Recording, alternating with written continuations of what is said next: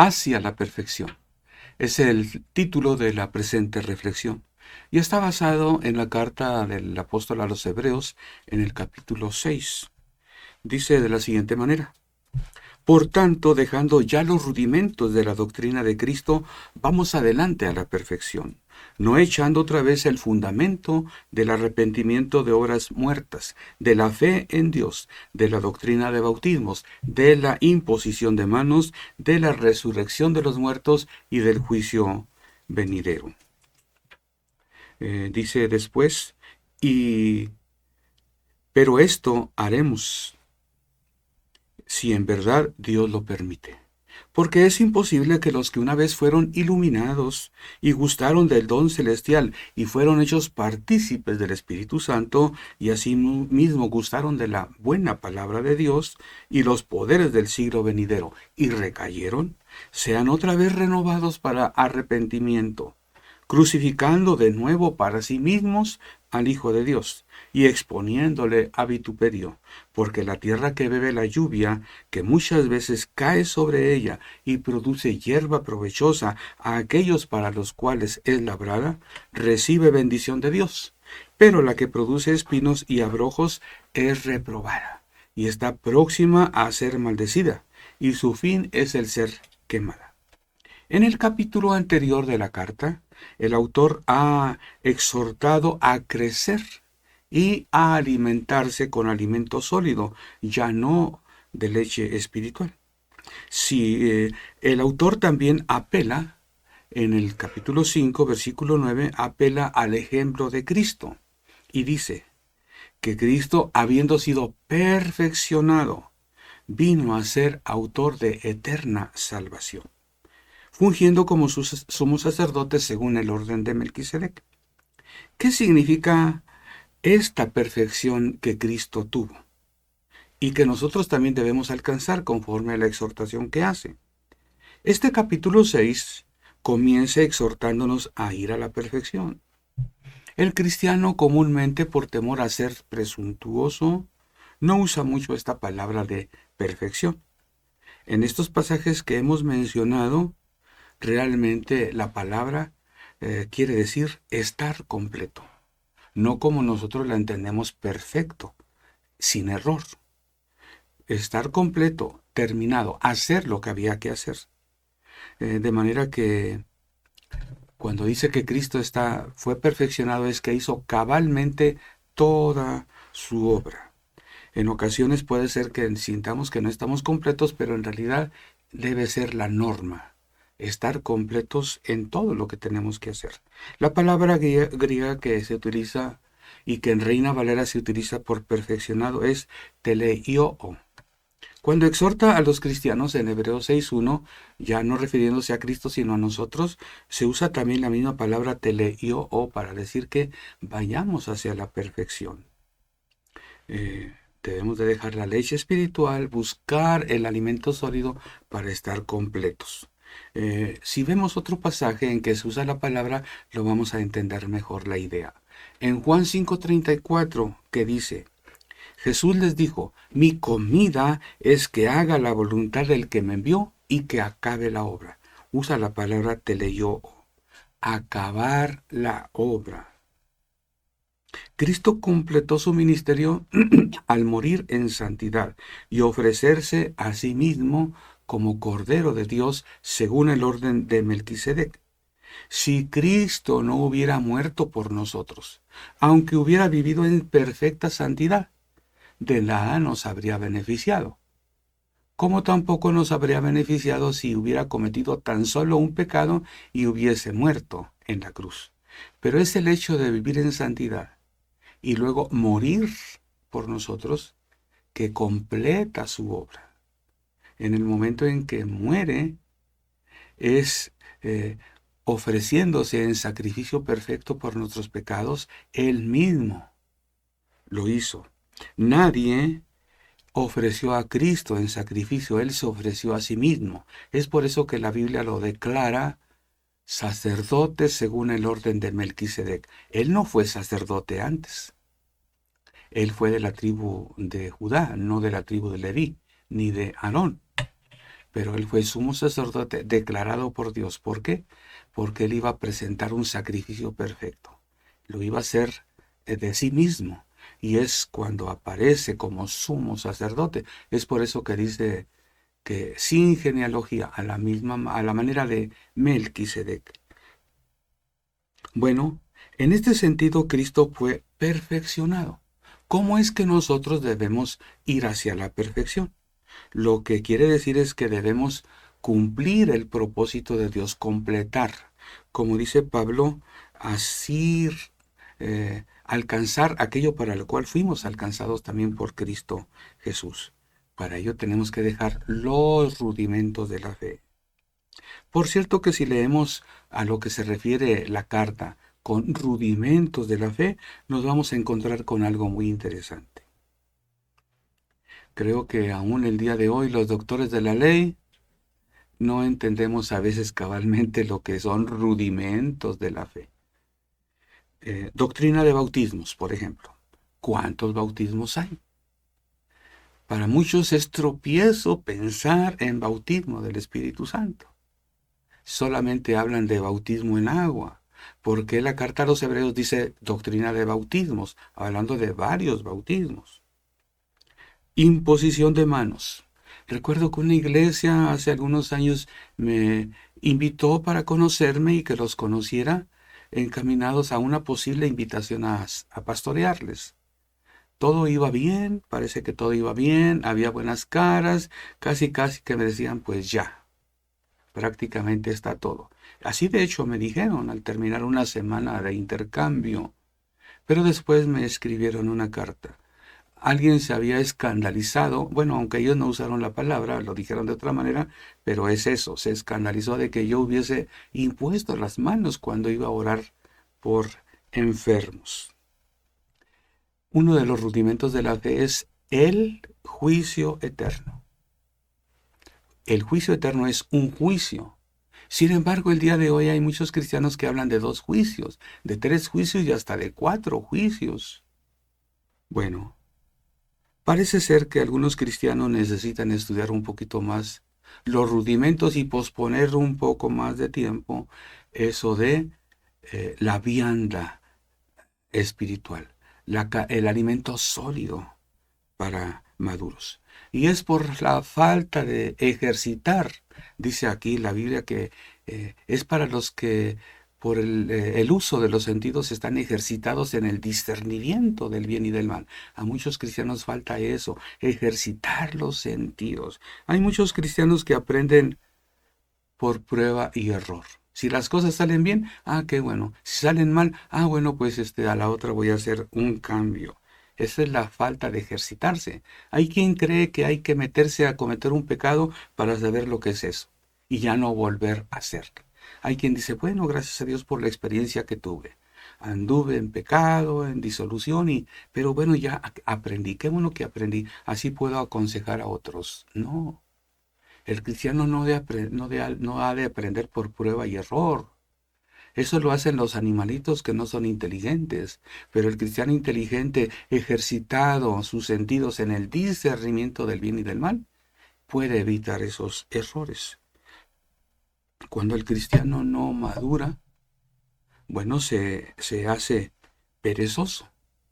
No es buen testimonio cristiano ser perezoso, no crecer en la vida cristiana. En ese sentido, nosotros siempre debemos buscar la perfección. Veamos una traducción un poquito menos elegante que la Reina Valera, pero es más sencilla para que lo entendamos. Dice así los primeros 3 versículos de Hebreos 6. Así que dejemos ya atrás la enseñanza cristiana elemental y dejémonos llevar adelante hacia la plena madurez. Dejémonos llevar, es que Dios nos lleva, el Espíritu Santo nos lleva. Porque no nos podemos eternizar echando los cimientos y enseñando acerca del arrepentimiento de obras muertas y dando información acerca de los bautismos, la imposición de manos, la resurrección de muertos y la sentencia que perdura para toda la eternidad. Dios mediante, eso será lo que hagamos. O sea, ir adelante a la perfección. Filón de Alejandría y Pitágoras tenían divididas sus clases, tenían dos y tres clases, y le llamaban teleiotes a la clase donde estaban los maduros, los avanzados. No podemos estar enseñando la vida cristiana y nunca pasar de las primeras lecciones. Arrepentimiento de obras muertas, fe en Dios, bautismos, imposición de manos, resurrección de muertos, juicio eterno. Vamos a ir adelante con la ayuda de Dios. Eso debe ser. Porque es imposible, dice la Biblia, no es posible que los que ya han recibido las bendiciones de Dios y luego recayeron, sean de nuevo renovados para arrepentimiento, crucificando para sí mismos a Cristo. La idea es, ¿ya fuiste salvo? ¿Ya cambiaste? ¿Crees acaso que se puede pecar, recaer y Cristo otra vez muere por mí para que me salves? Bueno, no es el procedimiento normal. Lo que hacemos cuando pecamos es pedir perdón. Pero aquí está hablando de los que recayeron, los que apostataron. Para Hay cristianos que no se preocupan mucho de la vida. Hay quien piensa que, bueno, si un cristiano recayó, bueno, al fin que Cristo ya pagó por nuestros pecados presentes, pasados y futuros. En realidad yo si peco mañana, pues Cristo ya pagó. Esto habla de insensatez, de inmadurez, de falta de deseo de madurar, dejando atrás los rudimentos. Bueno, a la manera de los cristianos que piensan que Cristo pagó por los pecados presentes, pasados y futuros, y ya estamos por entrar al año del jubileo católico. Mañana se adelantan 3 días, no sé por qué, pero al año 2025 le llaman los católicos el año del jubileo. Así le llamaron al año 2000. Cada 25 años hay un año del jubileo. ¿Qué sucede en este año del jubileo? Bueno, se abre la puerta santa para entrar a la Basílica de San Pedro. Hay otras 4 puertas que se utilizan, pero cada 25 años se abre la puerta santa. ¿Para qué se abre esta puerta santa? Bueno, a los que pasan por esa puerta se les concede una indulgencia que es para recibir perdón de pecados presentes, pasados y futuros. De manera que, bueno, el fiel católico lo único que tiene que hacer es pagar 60 euros, son como 1.300 y pico de pesos hoy día, para entrar a la Basílica de San Pedro. Ya después tiene que entrar por esa puerta y son miles, millones los que quieren entrar por ahí. Tal vez por eso no se esperan al día primero, año del jubileo, sino que lo van a adelantar mañana. Desde mañana estará abierta esa puerta del jubileo. Es la misma idea. Que Dios me perdone todo lo que hago, hoy, mañana y pasado. Y no me tengo que preocupar tanto por mis fallas. Bueno, qué bueno cuando sea para vivir en paz, confiados y vivir procurando apartarse del mal. Pero hay quien utiliza esta frase, Dios perdona nuestros pecados presentes, pasados y futuros, para alentar a los que ya recayeron. Bueno, no te preocupes, al fin que tú como quiera, tú ya la hiciste. Cristo ya pagó por tus pecados, por todos tus pecados. Cuando es por falta de interés en mejorar, en madurar, es cuando está mal. Eso es lo que la Biblia llama perezoso. El reino de los cielos no es para los perezosos. Dios nos hizo no para que seamos perezosos, sino para que crezcamos. Jesús nos dijo 2 cosas que necesitábamos hacer. Entrar por la puerta estrecha y caminar por el camino angosto. Entrar por la puerta estrecha se refiere a nacer de nuevo. Nacer del agua y del espíritu, ¿ok? Ya lo hice, ya soy cristiano. Entré por la puerta estrecha. ¿Qué es lo que sigue? Vivir toda una vida conforme Cristo quiere. Y esto es andar por el camino angosto. Es toda una vida. No es que porque ya pasé por la puerta estrecha, Cristo ya murió por mis pecados presentes, pasados y futuros, ya no me preocupa, ya la hice. No, tienes que andar por el camino angosto. Cristo así lo hizo. no solo entró por la puerta de oro, atrás a mis espaldas está la puerta de oro en esta muralla de Jerusalén actual. Eh, esa puerta que un sultán la tapió, por esa puerta entró Jesús en lo que llamamos entrada triunfal a Jerusalén. Qué bien, ya entró. Ya es todo, ya Jesús perfeccionó su obra, ya completó, es todo lo que tiene que hacer. No, hizo algo más. Anduvo por la vía dolorosa hasta llegar a la cruz. Ese es el camino angosto. Para Jesús fue la vía dolorosa, el camino a llegar a la cruz. Para nosotros es el camino de santidad, apartándonos del pecado, hacer la voluntad del Padre Celestial. Hebreos 6:7 dice, porque la tierra que bebe la lluvia que muchas veces cae sobre ella y produce hierba provechosa a aquellos para los cuales es labrada, recibe bendición de Dios. Pero la que produce espinos y abrojos es reprobada. Está próxima a ser maldecida y su fin es el ser quemada. Con razón hay cristianos que dicen que la vida cristiana está llena de espinas y de abrojos. La Biblia no dice eso. La vida es la que está con espinas, pero con la ayuda de Dios es diferente. Nos apartamos del pecado, es diferente. Hasta amado Nervo sabe más que muchos cristianos. Cuando planté rosales, coseché siempre rosas. De manera que me atrevo a pensar que aquel cristiano que dice que la vida cristiana está llena de espinas y de cardos, yo le preguntaría, ¿eso sembraste? Bueno, después de hablar tan fuerte, el autor de la carta a los Hebreos dice en el versículo 9, pero en cuanto a vosotros, oh amados, estamos persuadidos de cosas mejores y que pertenecen a la salvación, aunque hablamos así, porque Dios no es injusto para olvidar vuestra obra y el trabajo de amor que habéis mostrado hacia su nombre, y habiendo servido a los santos y sirviéndoles aún. Pero deseamos que cada uno de vosotros muestre la misma solicitud hasta el fin, para plena certeza de la esperanza. Esa es la exhortación, eso es lo que se espera, que haya en los cristianos una certeza, una firmeza hasta el fin, perseverar. Dice el párrafo 12, a fin de que no os hagáis perezosos, sino imitadores de aquellos que por la fe y la paciencia heredan las promesas. ¿Quiénes heredan las promesas? Los que por la paciencia y la fe no son perezosos, sino que perseveran en el camino angosto.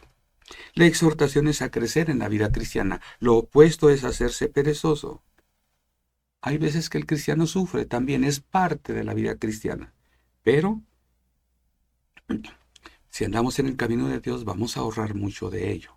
Hablando del sufrimiento, la película Quo Vadis, te la recomiendo si no la has visto.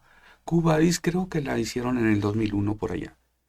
Pedro exhorta, en la película está exhortando a un grupo de cristianos que ya han sido, están siendo preparados para muerte, ya han sido condenados por el imperio romano, por el emperador.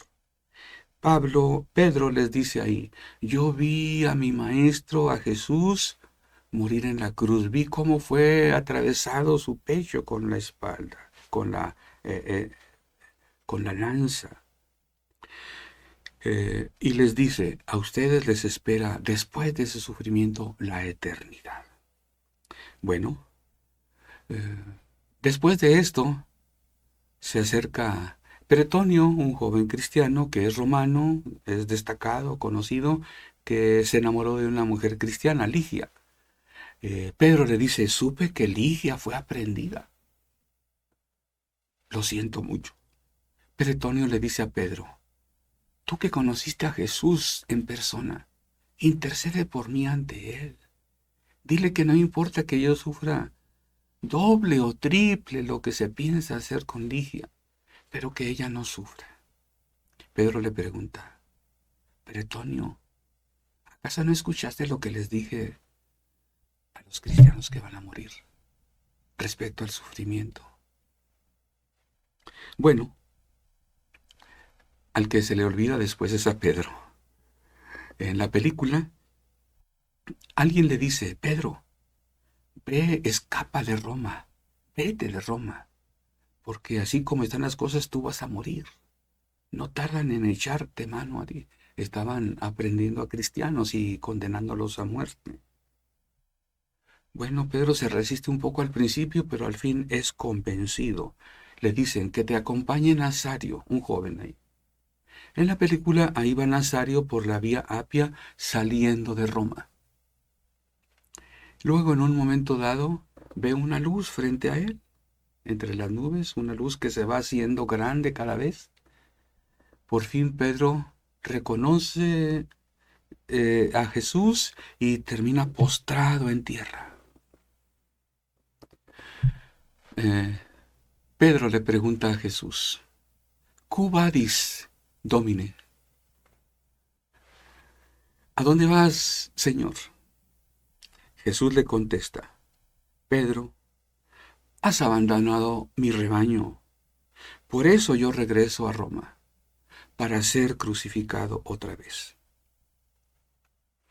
Pedro entonces se vuelve hacia Roma. Y cuando comienza a caminar, le pregunta a Nazario, ¿Quo vadis, Domine? Pedro le contesta, volvemos a Roma.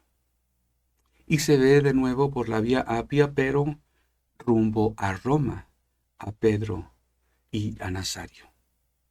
Termina así la película. La tradición dice que Pedro fue crucificado de cabeza en Roma. El capítulo 6 termina en la carta a los Hebreos con palabras de exhortación, o sea, de animación, señalando la esperanza cierta que tenemos en lo que hizo Jesús por nosotros. Esta esperanza es como una ancla que se afirma en el lugar santísimo, a donde nos llevó el sumo sacerdote según el orden de Melquisedec. Leo el párrafo 18 y 19 para terminar. Tengamos un fortísimo consuelo los que hemos acudido para asirnos de la esperanza puesta delante de nosotros, la cual tenemos como segura y firme ancla del alma y que penetra hasta dentro del velo, o sea, hasta el lugar santísimo, por ese camino que Jesús, sumo sacerdote, nos abrió. Que esta reflexión te sirva de meditación. Dios espera que crezcamos, que completemos aquello para lo cual Él nos hizo, es decir, que cumplamos el propósito de vida que tiene para nosotros. Síguenos viendo y escuchando a través de Extensión Ministerios Filadelfia, llegando hasta donde Dios nos lleve. Dios te bendiga.